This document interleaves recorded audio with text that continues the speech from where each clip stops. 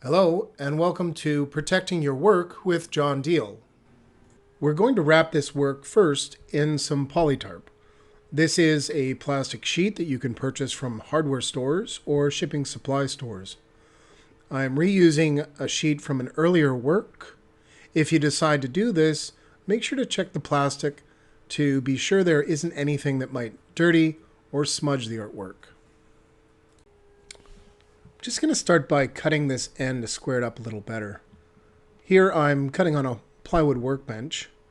In the event that you find yourself working in a client's home or on a surface that you must protect, slit the end first, then turn your knife so the blade is facing up, and cut the sheet from underneath and off the floor. This will reduce your chances of cutting into the floor and damaging it. Let me just show you that again so you get an idea of exactly what I'm doing here. So I'm slitting the end of it with a quick stroke and then flip the blade and cut from underneath all the way. Just a little side note here, I have the work face down, mainly to try and better protect the surface as I'm working, but also I prefer to put my tape on the back of the work. In the event that I am going to be applying some pressure, I want to make sure that it's against the frame of the work and not against the face of the work.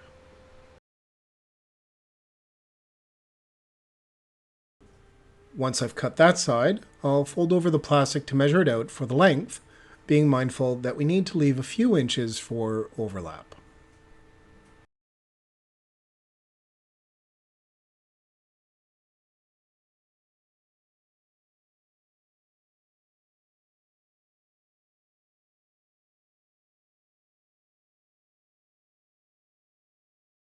After it has been measured out, I give it a quick slit, turn my blade up to minimize any chance of damaging the work, and cut the plastic to size.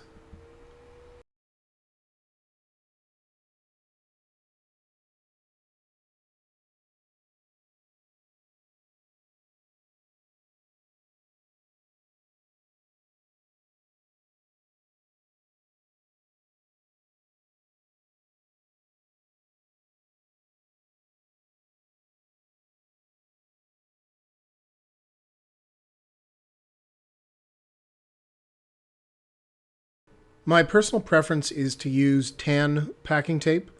I like the thicker stuff like a 2mm. There is a cardinal rule that should be followed with packing tape. It's more important with the clear stuff, but always a good habit to have.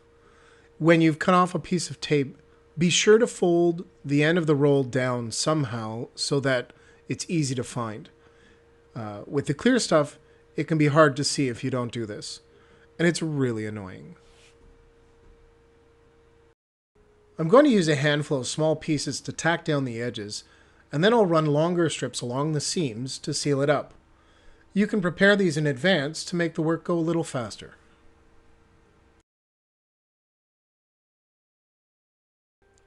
Once I've lined up the edge of my plastic with the frame of the work, I'll fold in the smaller piece and tack the plastic.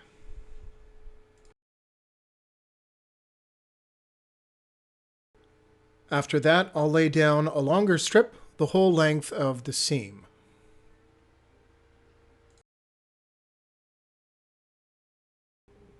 I'll add in a copy of the condition report to accompany the work. You might also tape this on in a separate bag or envelope. Then we'll carry on sealing up the plastic. Fold in your corners just like wrapping a present to make it neat and tidy. Turn the work around or walk to the other side and repeat. If you want to be a little extra, you can seal up the corners as well. This step really helps to protect the work from liquids, whether that be moisture or a splash. As long as the plastic doesn't have a hole in it and all of the ends are taped, it should be safe. The plastic also adds a layer of protection against objects that might scrape across the surface.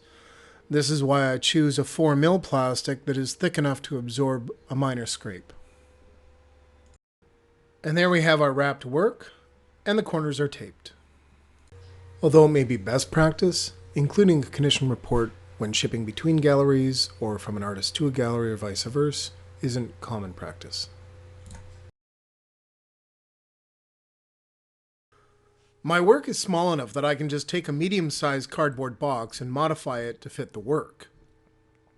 I'll cut the seam of the box and lay it out flat, and then I'll quickly sketch out my design. With larger works, you will need larger sheets of cardboard. You can usually purchase these at shipping supply stores. Sometimes you can even purchase pre-made boxes that will fit your work just fine. Choices. So you have your main piece. We're going to need 6 sides for all this, but let me just say as well, we're going to have a short side. We've got another big guy over here. And then we're going to have another short side. And then we're actually going to do a little tab that will fold into the piece. And we're also going to need a piece here, piece here. As I'm drawing this, I'm realizing that that's not quite the way this is going to work out. So let's scratch that. Next one.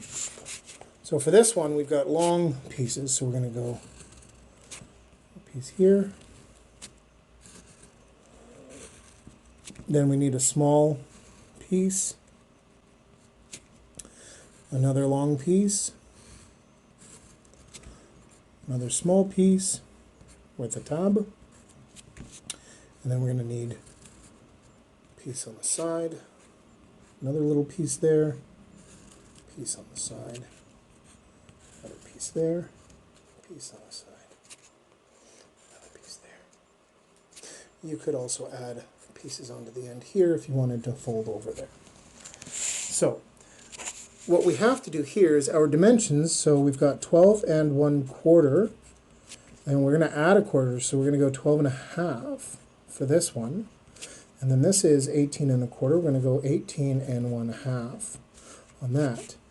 And that's going to give us some leeway on these tolerances. And then we have to go, let's say this is 2 inches. So this is this one here. So all of these will be 2 1/4. And that should do it for us. All right, so this is 2 1/4, 2 1/4, 2 1/4, 2 1/4, 2 1/4, 2 1/4, 2 1/4. This is 12 and a half, 12 and a half, 12 and a half, 12 and a half, 18 1/4, 18 and a half, 18 and a half, 18 and a half, 18 and a half. Common cardboard has a corrugated core and 2 outer layers of paper. We can use this structure to our advantage, and I'll show you how while we're scoring out our template. I'll measure out the first side, 18 and a half inches here, and 18 and a half inches there.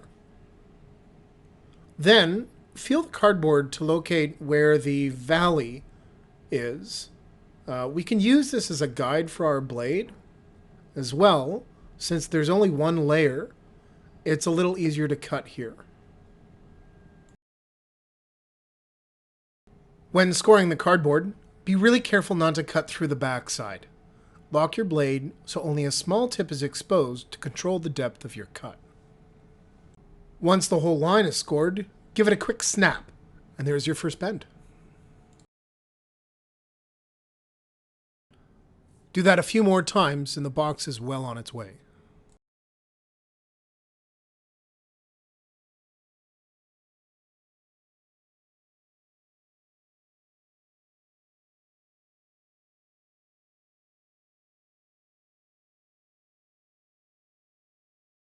Once the main bends are scored, the tabs need to be marked out and cut. Since I'll be cutting against the grain, so to speak, I don't want to be too brash. Just take your time and remember to take several strokes to cut through the material.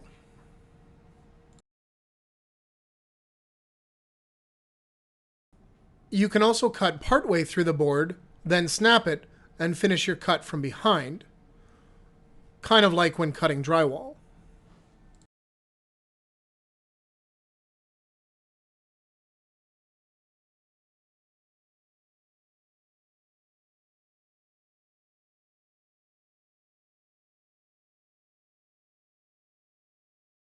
Eventually, the tip of the blade will dull.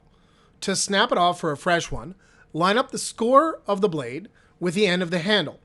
Place it down on a hard surface. Put your hand over top of it to stop it from flying away, and press down. The blade should snap off pretty easily, and you're back in business. Wrap the loose blade in tape or put it in a container for disposal. We don't want anyone getting cut by accident. If you don't have a hard surface appropriate for this purpose, you can simply use a pair of pliers in a pinch.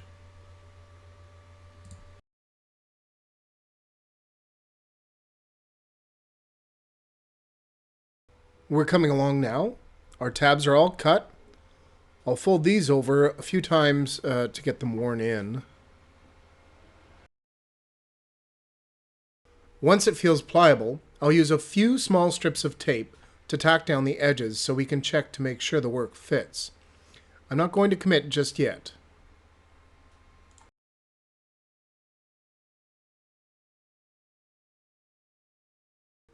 Looks like a good fit. Perhaps it could have a little more wiggle room, but it'll do just fine. I'll commit to taping all of the seams and tape down the top flap. It's a good idea to write the ID number, artist name, and title of the work on the front and one or two of the edges. This makes it easy to locate. You might also attach an image of the work on the front of the box. Finally, it's not a bad idea to indicate which end is up and that the contents are fragile. You can get packing stickers for this or just write it on with a permanent marker. Thank you for joining me, and happy trails.